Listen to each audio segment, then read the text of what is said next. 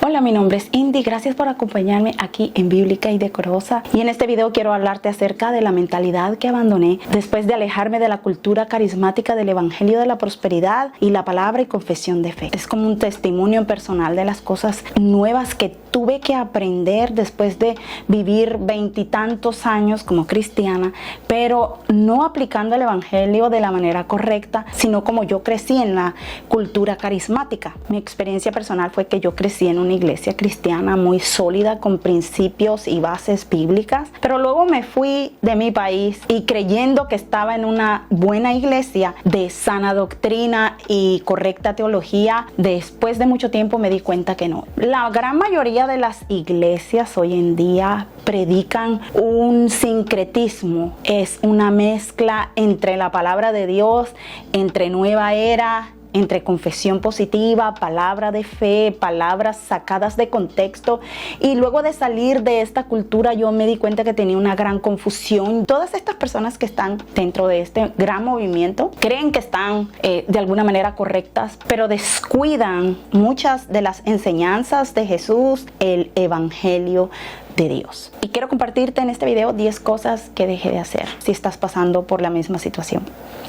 La primera, dejé de confesar y declarar palabras como dándole órdenes a Dios. La Biblia nos enseña que nosotros debemos de confesar la palabra, pero no en la manera en la cual yo lo hacía o en la manera en que me enseñaron a hacerlo. Era dándole órdenes a Dios como que si yo tuviera la autoridad de darle órdenes incluso a los factores naturales como el sol, la luna, las estrellas, el viento y toda esta confesión positiva que se maneja en la cultura carismática, neocarismática o neopentecostal. Entiendo que Dios nos ha dado una autoridad, pero cuando se leen las palabras de Jesús en el contexto, nos damos cuenta que nuestras palabras no son las que tienen el poder, sino las palabras de Dios. Nosotros no creamos como Dios, nosotros no creamos circunstancias como Dios. Segundo, dejé de leer escrituras a mi conveniencia.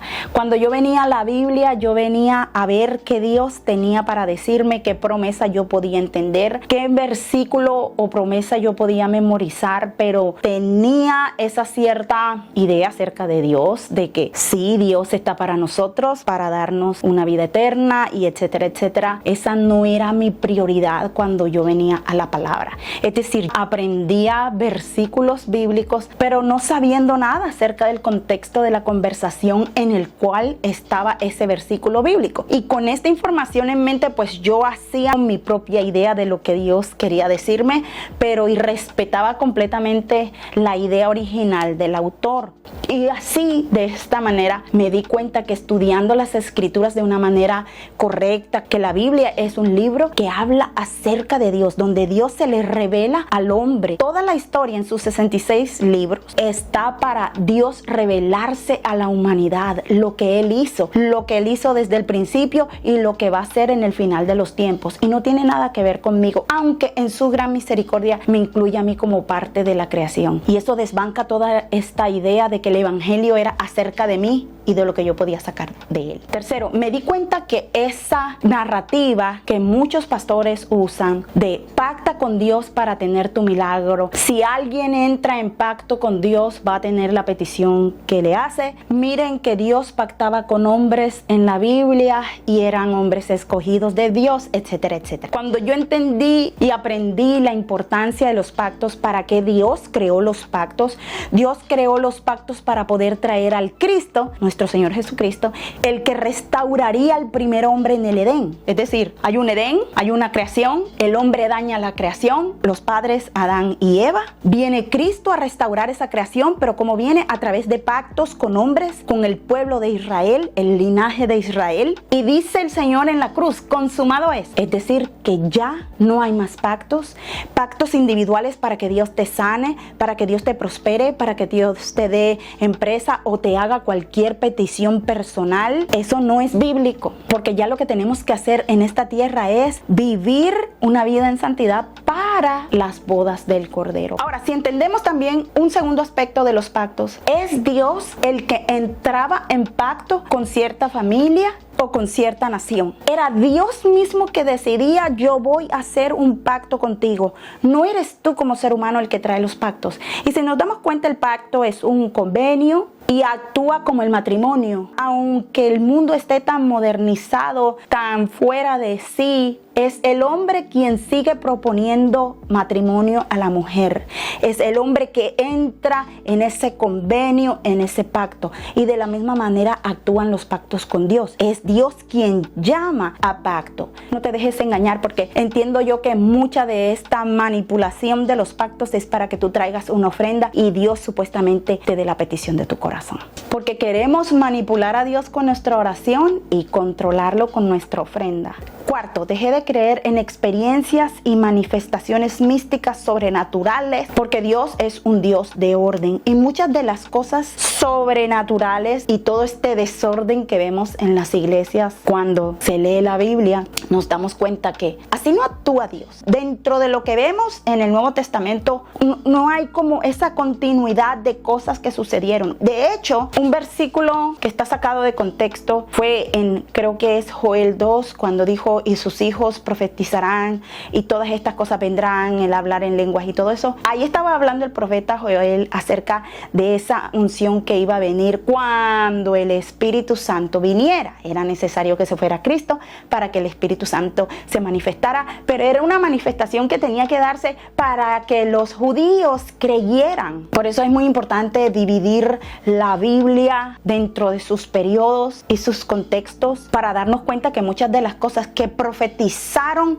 los profetas, valga la redundancia, apuntaban al Cristo y fueron cosas que ya se cumplieron. Y todas las cosas que vemos tenemos que filtrarlas a través de la palabra, porque Dios no va a contradecir su palabra, y todo lo que no está en la palabra no proviene de Dios. Hay muchas cosas que están pasando y no son de Dios. Quinto, dejé de creer que yo era un Dios o Diosito, como muchos predicadores enseñan. Yo no tengo cualidades de Dios. Las cualidades de Dios son ser omnipotente, omnisciente, y yo ni estoy aquí, ni estoy en la China, y yo no sé lo que usted está pensando del otro lado de la pantalla. Yo no tengo la esencia de Dios, aunque haya sido creada a imagen y semejanza de Dios. Yo todavía sigo pecando, todavía sigo cometiendo errores, todavía soy imperfecta, y el único perfecto que yo sepa es Dios. Así que yo no soy Dios, ni Jehová Junior. 6. Dejé de usar vocabulario que no está en la Biblia. Esa jerga cristiana que nosotros usamos, ese es el rema. Esa oración es otra dimensión de la oración. Ahora se están abriendo portales en el cielo, trayendo ángeles con vino para derramar vino a la congregación. Hay portales que se están abriendo ahora para traer millones a los hijos de Dios, porque vamos a creer cosas que no están en la Escritura, sino son enseñanzas de hombres, como lo dice la misma Biblia. Entonces yo le presto más atención a lo que dice la Biblia y no lo que dice un hombre. Y a través de conocer la Biblia nos damos cuenta y podemos discernir el error de la verdad. Número 7. Dejé de idolatrar, si se puede decir así, al pastor, y esa cultura de hay que traer la ofrenda para sellar la palabra. Estamos poniendo a Dios como especie de Buda tragamoneda. Me tienes que traer $1, sobarme la pancita para que yo haga. Tienes que traer este dinero. Y la gente va a las iglesias como que agarrándose los bolsillos, porque ¿y ahora qué me van a pelar? ¿Ahora qué me van a quitar? Dios no es así. Hay que honrarlo, sí, pero no ir más allá. Y para mí era como que, ay, el hombre ungido de Dios no se equivoca, es infalible, no comete errores. Y ellos crean como esta cultura de la honra, que tienes que traer la ofrenda al siervo de Dios. En la número 8, dejé de ver a este hombre de Dios como ese ungido intocable. Y esto es muy profundo en esta cultura carismática, el ungido de Dios, y contrastante, una verdad supremamente contrastante con lo que yo leo de la humildad del apóstol Pablo. Tenemos que entender acerca del ungido. El día de hoy todos somos ungidos porque somos el templo. La unción, entendamos que la unción es la presencia de Dios. ¿Quién es el templo hoy de Dios? ¿No nos ha constituido Dios como su templo donde mora el Espíritu Santo? Y si mora el Espíritu Santo en mí, entonces yo llevo la presencia de Dios. Yo soy ungida de Dios. Todos somos ungidos y Dios no hace acepción de personas. Número 9, dejé de comprar cierta literatura. Libros como Declara, Profetiza, Portales Abiertos, todo este montón de misticismo de esos predicadores famosos. Entre más famosos, Tu Mejor Vida Ahora y títulos como esos que niegan el verdadero evangelio de Cristo. Ni siquiera la música cristiana la escucho porque mucha de esa música no tiene nada que ver con adoración y la industria está bastante corrupta. El último todo es, empecé a orar la voluntad de Dios otra vez después de muchos años de no orar la voluntad de Dios porque había sido entrenada para decir la voluntad de Dios es el sí y el amén. Cuando empecé a leer ese versículo, que no todo es el sí y el amén, sino que estaba hablando de Cristo, que las promesas que se habían dicho de Cristo, el Cristo que había de venir, se iban a cumplir en él, es decir, en el sí de que Cristo iba a venir. No tenía nada que ver con todo el montón de cosas que yo tenía